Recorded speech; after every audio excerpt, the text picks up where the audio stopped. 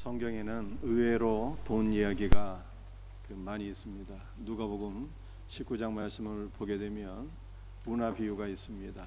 한 문화는 그리스도의 모든 풍성을 가리키는 것입니다. 예수님께서는 우리에게 한 문화를 다 맡겨주시면서 내가 돌아올 때까지 장사하라라고 말씀하셨습니다. 그런데 우리가 해야 될 장사는 무엇입니까? 그리스도의 모든 풍성을 나누고 공급하여 영혼을 버는 것입니다.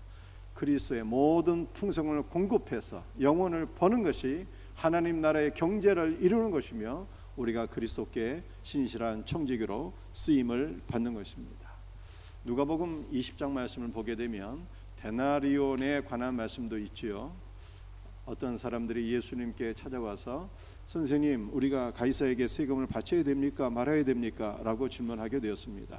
그때 예수님께서는 가이사의 것은 가이사에게, 하나님의 것은 하나님께 바치라 라고 말씀하셨습니다. 가이사의 것을 가이사에게 바치라고 하는 말씀은 신자에게는 납세의 의무가 있으며 세속 정부의 권위를 인정하여 우리가 납세를 잘하게 될 때 정부와 더불어 좋은 관계를 맺게 되고 그리스도의 복음이 편만하게 증거될 수 있다라고 주님은 말씀하신 것입니다. 반면에 하나님의 것을 하나님께 바치라고 하는 말씀은 무슨 뜻입니까? 우리 예수님께서 진정한 가이사여, 우리 예수님께서 온 땅의 주인이시며 그분이 하나님이시기 때문에 하나님의 것을 하나님께 바치라는 뜻입니다. 우리가 하나님께 바쳐야 될 하나님의 것이란 과연 무엇입니까? 그것은 바로 저와 여러분을 가리키는 것이죠. 우리는 주 예수 그리스도와 연합되어서 예수 그리스도로 충만한 우리의 자신을 하나님 앞에 기쁨으로 바치고 헌신해야 되는 것입니다. 오늘 본문 말씀도 두렙돈, 즉 돈에 관한 말씀입니다. 어떤 분들은 설교 시간에 돈 이야기하는 것을 싫어하고요, 돈 얘기하면 실족하시는 분도 있습니다. 그러나 모든 성경 말씀은 주 예수 그리스도의 말씀이에요. 예수님에 관한 말씀이기 때문에 우리는 돈에 관한 말씀을 통해서도 그리스도를 만나야 되며 그리스도의 복된 은혜를 누려야 되는 것입니다. 이와 같은 은혜가 있기를 예수님의 이름으로 축복합니다. 이 가상화폐에 빠진 분들은 달러를 비롯한 모든 실물 화폐는 물가 상승으로 인해서 가치가 점점 떨어지고 있고 마침내 종이 조각에 불과하게 될 것이다 라는 말을 합니다. 반면에 가상화폐는 물가의 상승으로 인한 화폐의 하락이 없어서 가상화폐야말로 진정한 화폐다 이런 얘기를 해요. 그러나 가상화폐든 실물화폐든 모든 종류의 화폐들은 잠시 동안의 가치만 가지고 있을 뿐입니다. 우리가 생의 마지막 순간을 맞이하게 되었을 때 돈이 과연 필요할까요? 돈은 아무런 의미가 없습니다. 돈은 아무리 많이 있어도 그거 갖고 내세로 갈 수도 없고요. 돈은 아무리 많이 있어도 죽음의 문제를 회피할 수가 없어요. 죽음은 빈부귀천을 막론하고 모든 사람에게 찾아오는 것입니다. 돈이 아무리 많이 있어도 죽음 이후에 직면하게 될 하나님의 심판과 영원한 형벌을 해결해 줄 수가 없어요.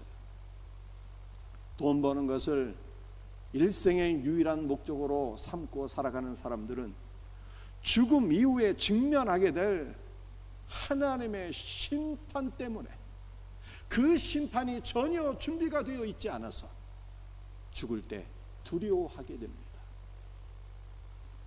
그러므로 생의 마지막 순간에 돈이 이처럼 우리에게 전혀 소용이 없고 의미가 없는 것이라면 우리는 과연 무엇을 사모하고 무엇을 소유해야 되는 것입니까? 돈은 잠시 동안의 가치가 있는 그림자에 불과하고 상징에 불과한 것입니다. 그렇다면 영원한 가치가 있는 참 돈이 있다는 거예요. 영원한 가치가 있는 참된 보배가 있다는 것입니다. 여러분들, 우리의 참된 보배는 무엇입니까? 바로 주 예수 그리스도입니다. 베드로전서 2장을 읽어보게 되면 보배라고 하는 단어가 3번 기록되어 있어요. 보배라고 하는 것은 아주 가치가 있는 사람이나 물건을 가리키는 것입니다. 여러분들, 여러분의 보배는 무엇입니까? 우리의 가장 귀한 보배는 주 예수 그리스도입니다.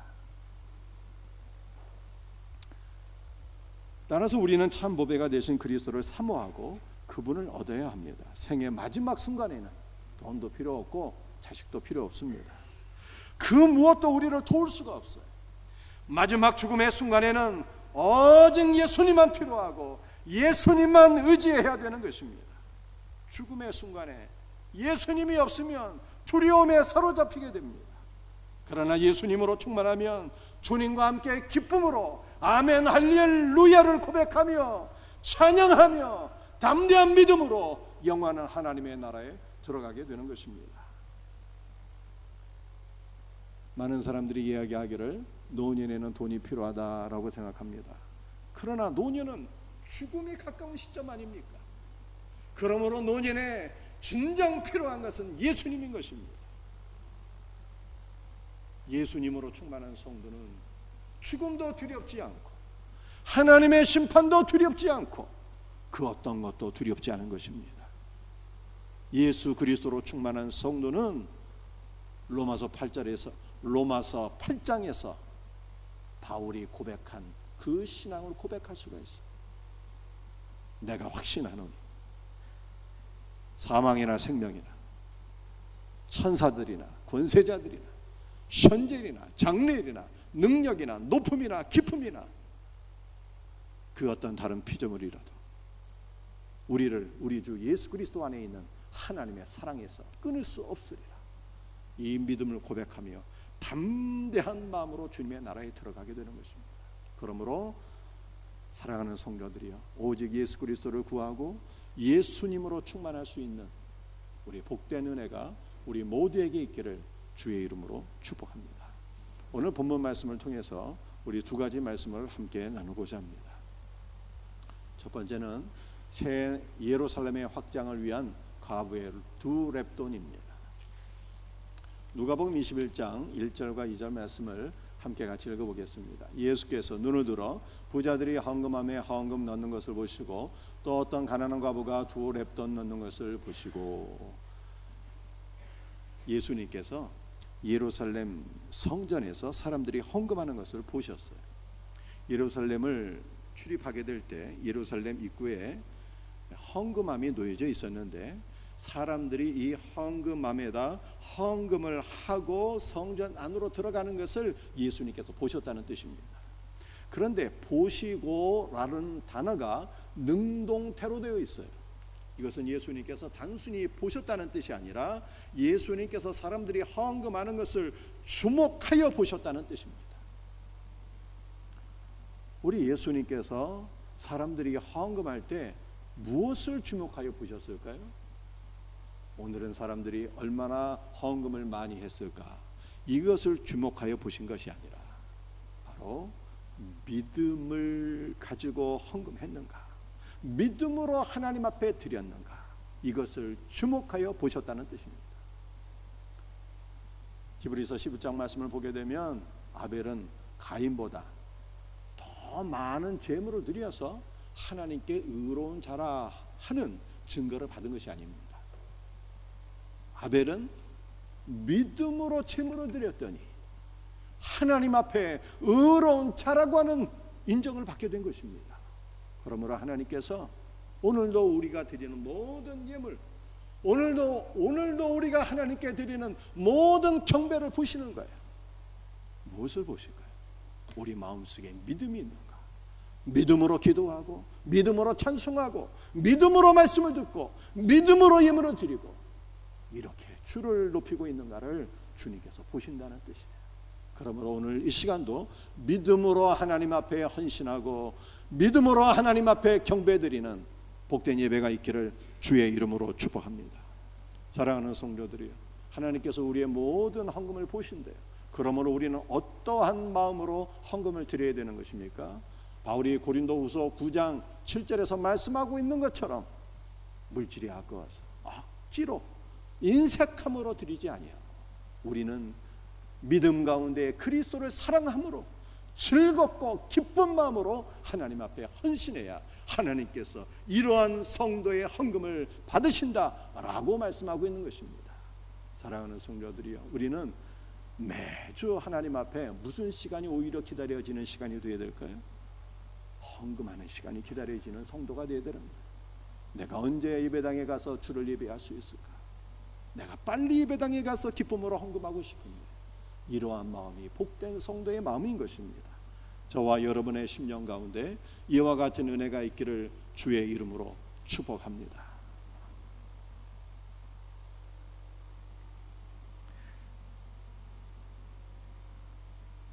가난한 과부는 하나님 앞에 헌금을 드릴 때 2렙돈을 드렸어요. 여러분들 2렙돈은 어느 정도의 가치가 있는 물질일까요? 우리가 렙돈을 알려면 데나리온을 알아야 되는데, 한 데나리온은 로마 시민권자인 로마 병사가 자기의 목숨을 바쳐서 전쟁터에서 싸울 때 하루 동안에 받게 되는 품삯인 것입니다. 또는 매우 숙련된 기술이나 전문적인 지식을 갖고 있는 노동자가 하루 일해서 벌 수 있는 품삯이 한 데나리온인 것입니다. 오늘날로 하게 되면 한 데나리온은요 약 100달러가 되는 돈이에요. 100달러가 얼마입니까? 약 14만 원 정도 되는 돈입니다. 그렇다면 1렙돈은 어느 정도가 되는 돈일까요? 1렙돈은 1달러의 금액이에요. 가장 작은 헬라의 화폐 단위입니다. 1달러 얼마 정도 될까요? 1,400원. 그러므로 가난한 과부가 2렙돈을 하나님께 드렸다는 것은 하루의 생활비. 과부가 오늘날로 표현하게 되면 컵라면 2개를 사서 먹어야 되는데, 이것으로 하루 생계를 유지해야 되는데, 컵라면 2개 사서 먹을 수 있는 이 2렙돈을 하나님 앞에 드렸다라고 하는 말씀입니다. 그런데 예수님께서는 과부가 이 2렙돈을 하나님 앞에 헌금하는 것을 보시고 칭찬하시면서 이렇게 말씀하셨어요. 이 과부는 그 가난한 중에서 자기가 가지고 있는 생활비 전부를 넣었느니라. 생활비 전부라고 하는 단어가 원어를 보게 되면 모든 생명인 것입니다. 가난한 과부는 하루 생계를 유지할 수 있는, 자신의 생명을 위하여 하루 생계를 유지할 수 있는 2렙돈을 하나님 앞에 드렸기 때문에 예수님은 가난한 과부가 드린 헌신이 자신의 생명을 하나님께 바친 헌신이었다, 이렇게 인정을 해 주셨습니다.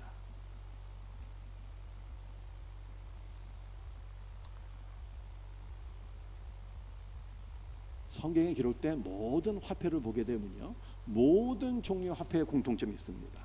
그것은 인간의 형상과 글이 기록되어 있어요. 인간의 형상과 글은 어떤 것일까요?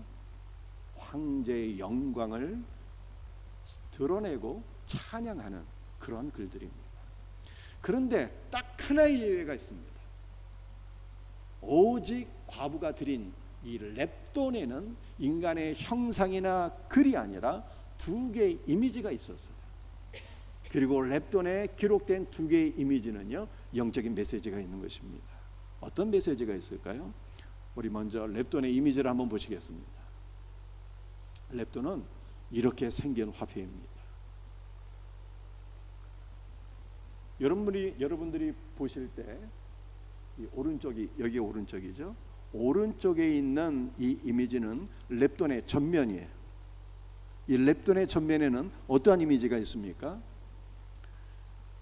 이 이미지는 다윗의 별입니다. 다윗의 별은 무엇일까요? 다윗의 후손으로 이 땅에 오신 우리의 메시아, 우리 주 예수 그리스도를 가리키는 것입니다. 그런데 렙돈의 뒷면에는 또 하나의 이미지가 있는데, 여러분들이 보실 때 왼쪽에 이 이미지가 있는 거예요. 이것은 무엇일까요? 이것은 배에 닫힌 것입니다. 여러분들 다윗 하게 되면, 다윗의 별 하게 되면, 다윗의 후손으로 오신 우리의 메시아 예수님 금방 우리가 인식할 수 있습니다. 그런데 배에 닫힌 과연 어떠한 의미가 있는 것입니까? 히브리서 6장 19절 말씀을 보게 되면 닻이라고 하는 말씀이 기록되어 있습니다. 우리가 살아가고 있는 세상은 바다와 같습니다. 그리고 우리는 바다에 떠 있는 한 척의 배입니다. 그리고 우리는 영원한 항구인 하나님의 나라를 향해서 항해를 하고 있는 것입니다. 그런데 영원한 항구 하나님의 나라를 향해서 항해할 때 바다에는 늘 풍랑이 일어나게 되는 거예요. 바다에 일어난 풍랑은 우리가 하루하루 맞이하게 되는 환난과 풍파를, 고난을 가리키는 것입니다. 고난의 풍파가 일 때 배는 크게 요동합니다. 그리고 배가 크게 요동할 때 까딱 잘못하면 배는 난파되고 바다에 가라앉게 되는 것입니다. 그래서 풍랑이 일 때는 배가 크게 요동하지 아니하도록 붙잡아 주는 것이 필요한데 이것이 배에 닫힌 것입니다. 줄을 매어서 거대한 이 쇠갈고리죠. 거대한 쇠갈고리를 바다 밑으로 내리게 될 때 바다 밑에 있는 바위에 덜컹하고 걸리게 되면 이 닻이 배가 요동하지 아니하도록 굳게 붙잡아 주는 것입니다. 그런데 우리가 하나님의 나라로 항해하게 될 때 풍랑이 일잖아요. 풍랑이 일 때 우리를 붙잡아 주는 탓은 무엇일까요? 바로 다윗의 별이신 예수 그리스도인 것입니다.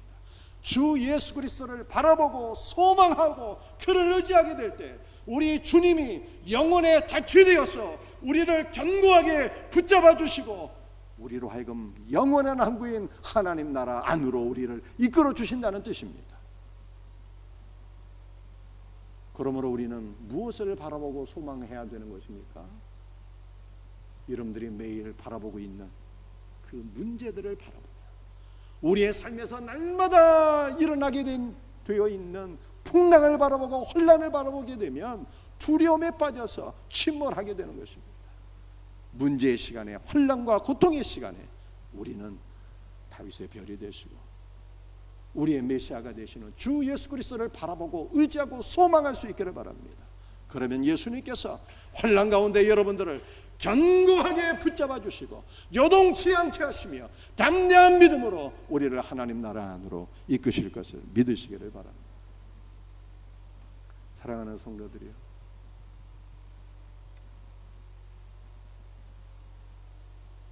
하나님의 나라는 무엇에 의해 세워지게 되는 것입니까?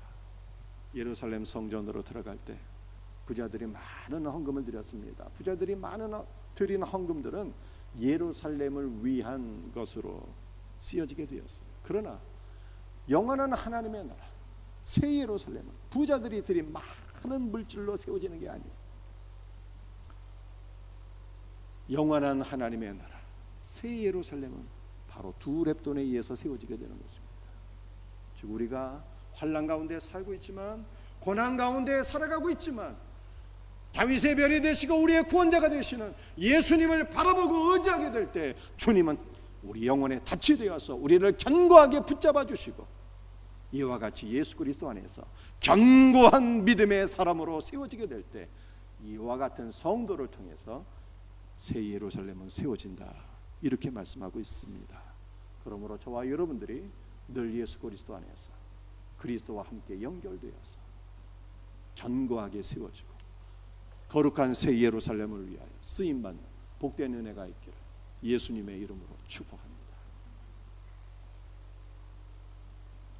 오늘 두 번째 살펴볼 말씀은 과부의 아들이 성전을 짓는다라고 하는 말씀입니다. 누가복음 21장 1절과 2절 말씀 우리 함께 같이 읽어보겠습니다. 예수께서 눈을 들어 부자들이 헌금함에 헌금 넣는 것을 보시고 또 어떤 가난한 과부가 두 렙돈 넣는 것을 보시고 헌금을 드린 자는 부자가 있었고 가난한 과부가 있었습니다. 헌금을 많이 드린 부자는 율법의 부자요 종교의 부자요 자기 의의 부자를 가리키는 것입니다. 그런데 율법과 종교와 자기 의로는 거룩한 새 예루살렘이 세워질 수가 없습니다.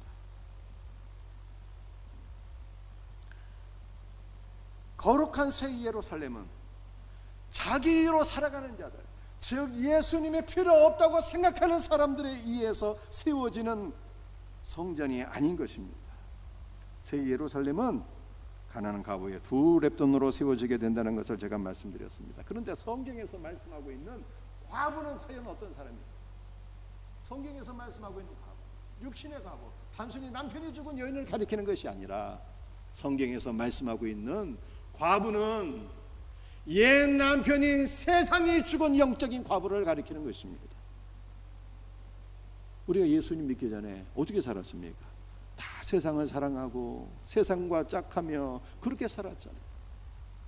그런데 예수를 믿음으로 우리의 옛 남편인 세상은 죽게 된 것입니다. 성경에서 말씀하고 있는 과부는 옛 남편인 세상이 죽은 영적인 과부를 가리키는 것입니다. 성경은 이 영적인 과부의 아들들이 성전을 지었다 이렇게 말씀하고 있어요. 정말 그런지 한번 살펴보십시다.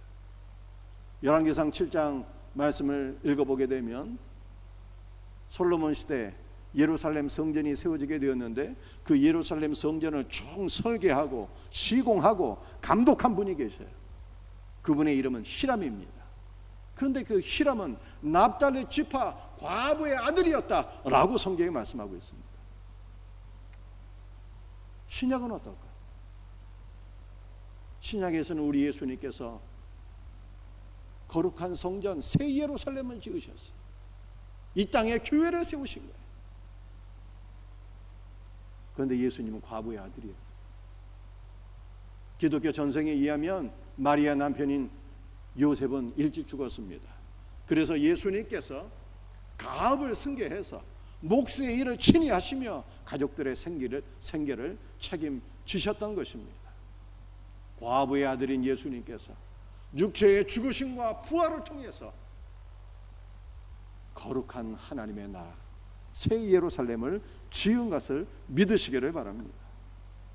그러므로 우리는 이제 어떻게 살아야 되는 것입니까?